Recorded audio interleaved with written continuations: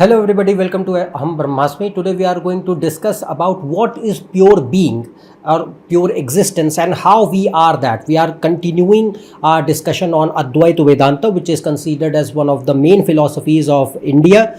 And in the past video, I have already discussed how we are consciousness and how it is our absolute nature.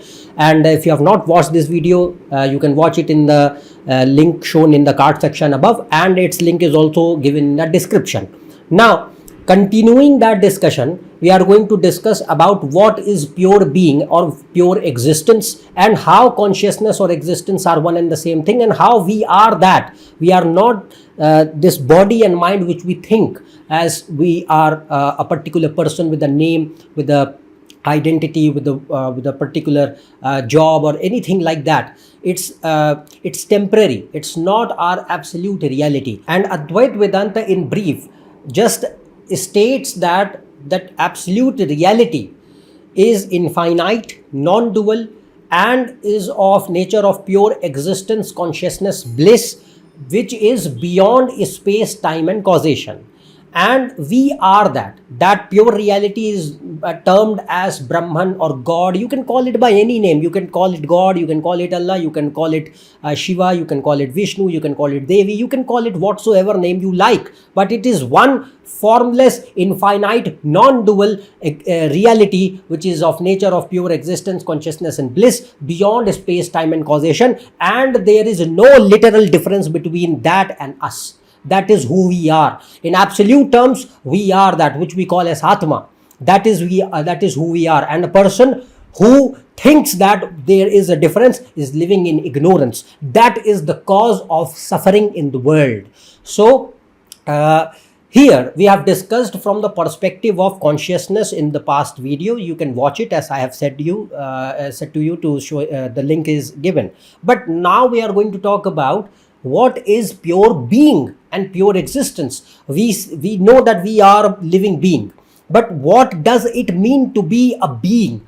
It means that we are a particular human being or any other living being or any individual, independent, existing thing, or we are something beyond it. So that we are going to speculate today. So the thing here is that Advaita Vedanta says that pure being or pure existence is an infinite ocean of isness, in which all objects tend to appear with names, forms, and function on transactional scale, relative scale. And remember that we are the pure being or the Brahman, as I mentioned, ultimately, not this body and mind. This body and mind are mere temporary apparent appearance with a name, form, and function in the infinite ocean of isness. So what is this isness? Isness means something is. What is existence? Existence simply means that something is. Something is means it exists. Okay. So we know that all the things which we experience, all the things which we have knowledge of, let's suppose things which we cannot experience and see directly, like atoms, molecules, microscopic things, but we know because of experiments, because of facts that they exist, even though we are not able to see it with our eyes directly, but still they do. So the thing here is that all the things which we know of and which we experience, they exist. We have no doubt about it. Everybody is on the same page, I think, right now, that yes, everything has an individual existence. And why? Because we are aware of them, we have knowledge about their existence, and we can experience it. Simple. But Advaita Vedanta tells us to see this with a different, subtle perspective. So what is this perspective? The perspective is that instead of thinking that the things have individual existence, the objects have individual existence, think of it like pure being or pure existence or isness is appearing as things with name, form, and function. To give you an example, like waves in the ocean. So when there is the ocean, so ocean has waves, and we always see the waves. We never see the ocean. We never see the water in the ocean. Even though water is present all the time, even though water is self-evident, but still we are more focused on the name or the form of the water which is presenting itself, appearing itself in a form of a wave. So that kind of thing is happening. So, and why this happens? Because of our dualistic thinking, because of our materialistic reductionist worldview. We don't have a habit of seeing the world with such subtle perspective. We always have a habit of seeing the world with the objective reality, that okay, this is me, the subject, this is the object, this is thing which is in front of me. So what Vedanta is trying to teach you here is just to broaden your perspective and to understand and accept that the thing which is responsible for the creation of the object is the ultimate reality rather than the object itself. So like water in the ocean. So if I say that I take away all the water, can you show me the waves without water? No, we cannot. So there can be many types of waves. Some are low tides, some are high tide waves, some are waves of tsunami, some is a small bubble. All are just mere forms, various forms of water. So water is the ultimate reality. Water is self-evident, but we don't see the water itself. We see the name, form and function. A name is given to a particular form of water. So like a low tide or a high tide or a tsunami wave or a small bubble. So these are just mere names with a different form and with a different function. But the entire reality which is hidden behind it, and it is self-evident, but still we cannot see it, or even if we see it but still we ignore it, we do not take it into our conscious experience, and that is water, which is the ultimate reality behind all the existence of these things. Similarly, the isness, the ocean of isness, is responsible for the creation and preservation and destruction of all the objects which tend to appear with names, form and function on a transactional scale. Okay, so Vedanta says that once we build such perception, we tend to see the world as a collective whole oneness, with pure being appearing as things with name, form and function. That is what it is saying. Another thing here is that Vedanta does not say that the world or the one interacting with the world does not exist. On a transactional level, it is there. It is not ultimate reality. It is mithya. Mithya means the thing which appears to be real, but once you speculate it, it goes away, it vanishes, because it does not have independent identity. It is not absolute reality. So, like I mentioned with the example of the wave. So, wave, if you speculate the wave, it is water through and through. It is not a wave separate from water. If I take away water, you cannot show me a wave. So, the thing here is that in the same way, the world, I am not denying that wave does not exist. I am saying that wave exists, but you need to broaden your perspective and see that it is not the wave, it is the water which is appearing as the wave.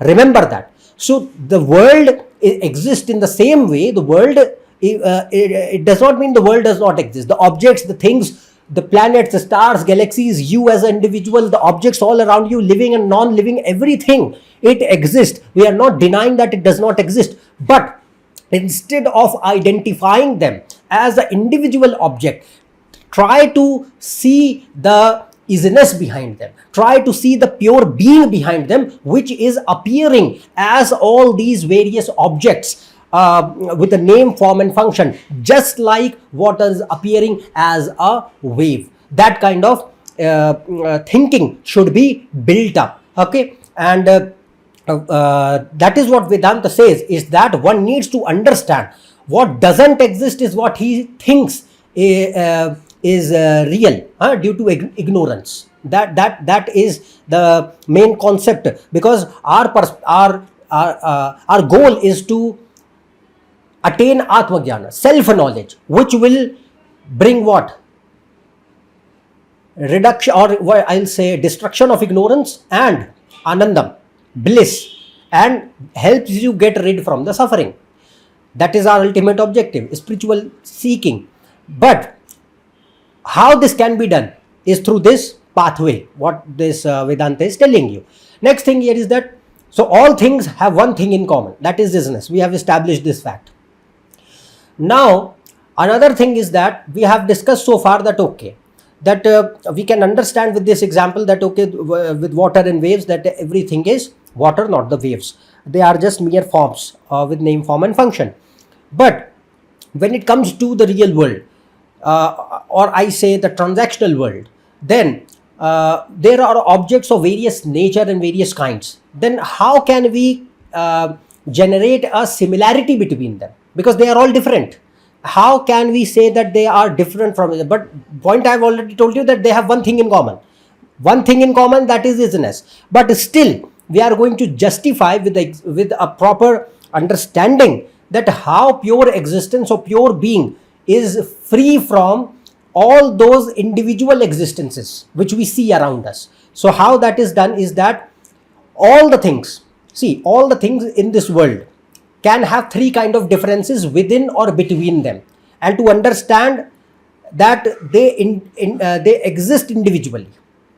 Okay, so in order to understand that anything exists individually, they can have three differences within or between them, by which you can know that, okay, this object is independently existing, or tends to, appears to be independently existing. Now, what are those differences? One is swagat bheda. Bhed means difference. So swagat bheda, it means the internal difference within the same being. For example, I am a human being. Okay, I have this body, and I have this body. So I have internal differences in the body. My hand is different from my legs. My eyes are different from my ears. My ears are different from my tongue. My nose is different from my torso. So the thing here is that we have internal differences. This is known as swagat bheda. Then sajatiya bheda. Sajatiya bheda means intra-species difference. For example, like cows are there. So there are various kinds of cows. So cow is one species, but there is a white cow, or a black cow, or a brown cow, or a mixed breed which have multiple colors. So that is sajatiya bheda, means difference which is exhibiting in one same species. Then third is vijatiya bheda. Vijatiya bheda means interspecies difference. Human is different from animals. Animals are different from the birds, and birds are different from the plants. So plants are different from the non-living things. So vijatiya bheda, this is interspecies difference. Now what Vedanta says, that pure being, pure existence is free from all these three differences. It does not have any of them. Why? So let's speculate. First is swagat bheda. Why it does not have a swagat bheda? Because first of all, it does not have a name, form or function. It is formless and infinite. So there is no internal difference in it.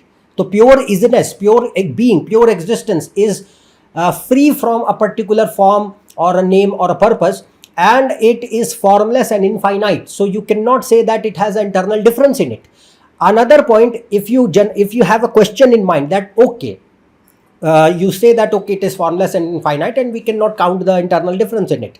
Agree to it. But like you mentioned before, that all the things, all the objects are tending to appear in the ocean of isness. So can we not take all the objects as the part of the existence itself, as the part of the pure isness, pure being? And we can say that, okay, then it has a swagat bheda? No. The thing here is that, now I'll give you one more example. Like for example, we have gold ornaments. So gold ornaments, like gold ring is there, gold necklace is there, gold earrings are there. Okay, so these are all these are all different in identities, and they all have different name, they have different forms, and they have different purpose. But what is the common thing behind them? That is gold. If I say that I take away the gold, and can you now show me or make the ring or necklace or earring from the gold? The answer is no. So the thing here is that the gold ring, the gold necklace, the gold earrings, they are dependent on their existence upon the gold. Okay, so they don't have independent existence. Who is the ultimate reality? Gold is the ultimate reality. It's like we will say that gold is appearing as ring, gold is appearing as a necklace, gold is appearing as a earring. So it's like gold through and through, which is appearing with different names, different forms, different purpose, and gold is the ultimate absolute reality, not the objects which are appearing as gold. Okay, so that is one thing. Now as I now in order to draw a conclusion here, the conclusion is that anything which is dependent on something else for its own identity, it is not ultimately real. So if I say that gold ring is ultimately real, no, gold is ultimately real. If I take away the gold, you cannot show me the ring. So that is why, in the same way, in pure existence and pure being, all the objects which are tending to appear, okay, they are tending to appear, and you can take them as you can think that they can be the part of pure being and existence. But remember, they are not independently existing. They are generated by pure being and pure existence. In the similar way, like gold ring was made out of gold. Okay, so they don't have what you can say absolute reality. If something is not if something does not have absolute identity, it is borrowing its identity from something else. It means that it is not ultimately real. We have to go on speculate and find what is absolutely real. That will be the ultimate reality. So in the same way, pure being and pure existence is the ultimate reality, in which all the objects are appearing with the names, forms and function in the ocean of isness. That is what it is. So we cannot say that it has Swagat Bheda, and we cannot count those objects as a part of independent parts of pure existence or being. So Swagat Bheda is not applicable. Next thing here is Sajatiya Bheda. Sajatiya Bheda means intra-species difference. Now intra-species means that pure existence is one. It is not applicable on pure existence or pure being. Why? Because there are not multiple existences. There is only one existence. It's not like there are 2, 3, 4, 10, 12 existences. It's only one existence, pure ocean of existence, in which all the things, you, your body, your the world, and your planets, stars, galaxies, space and time, even these things also, they tend to appear. The entire universe, multiple universes, they tend to appear as an object in the infinite ocean of pure being and isness or existence, and there are not many existences, only one existence, one without the second. There are not multiple existences, due to which Sajatiya Bheda is not applicable on pure being and pure existence. Next thing here is Vijatiya Bheda. Vijatiya Bheda means interspecies. So that is also not applicable, because when I say what is pure existence, it means something is existing. What is the opposite of something is? Something is not. So if I say something is not, it means that it is not existent. So Vijatiya Bhed means the opposite of pure existence will be non-existence. So if something is not existing, why do you want to discuss it? Because it does not exist at all.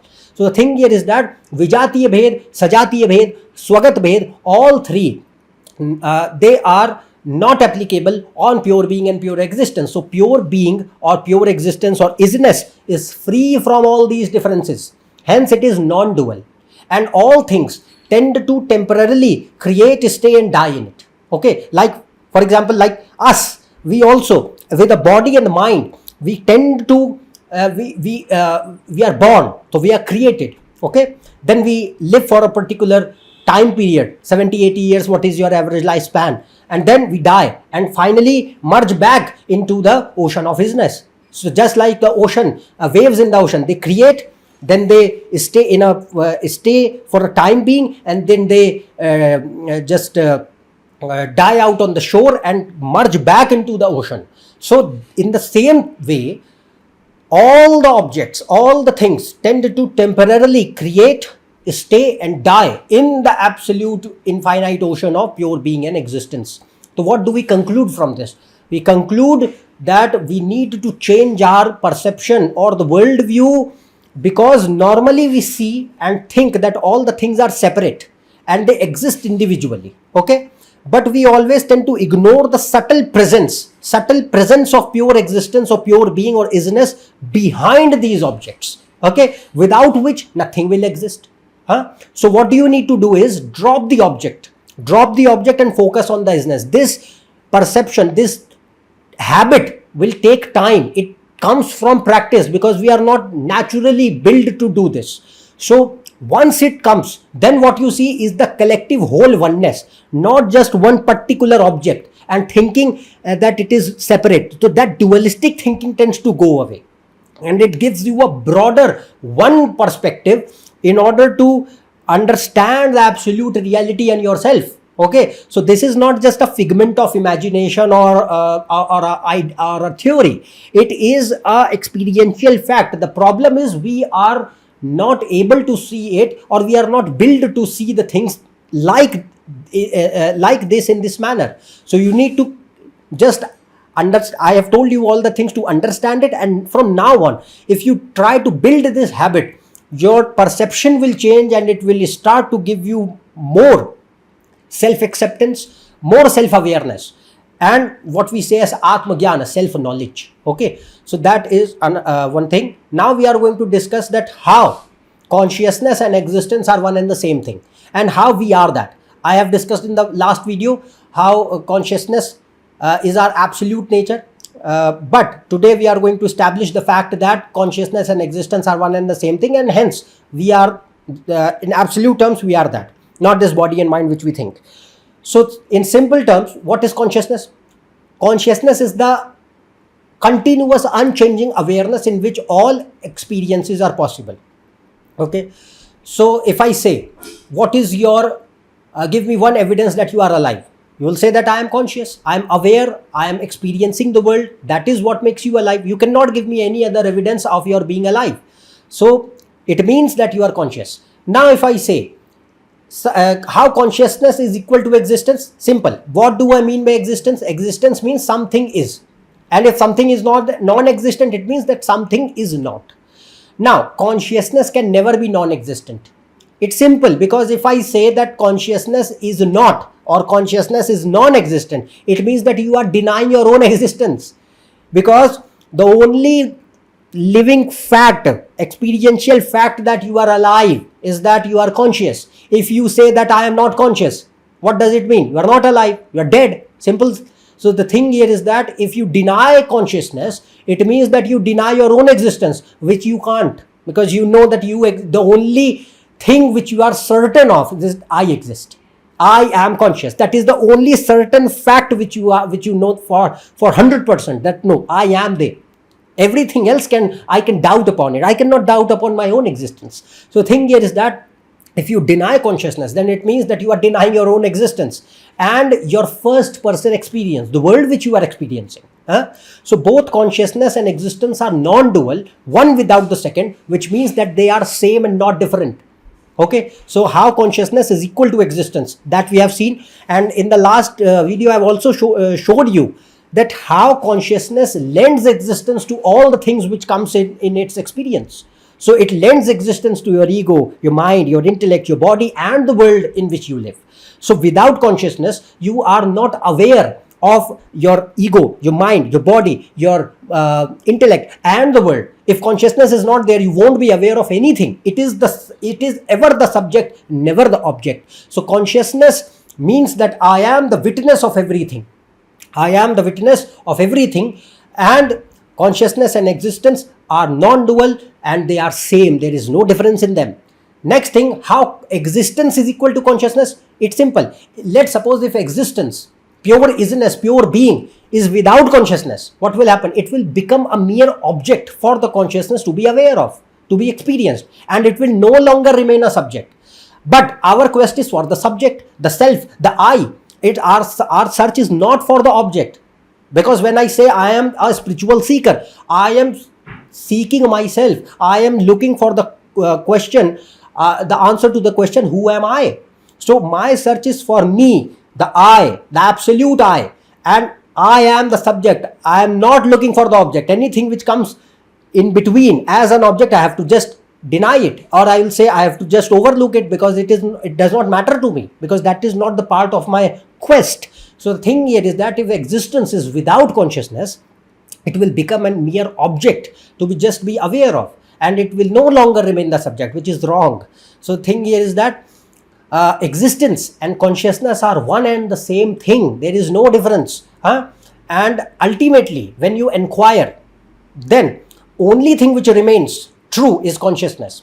So only thing, like when I say consciousness is the only thing which is the absolute reality, which lends existence to everything, it means that consciousness and existence are one and the same thing. There is no difference between them.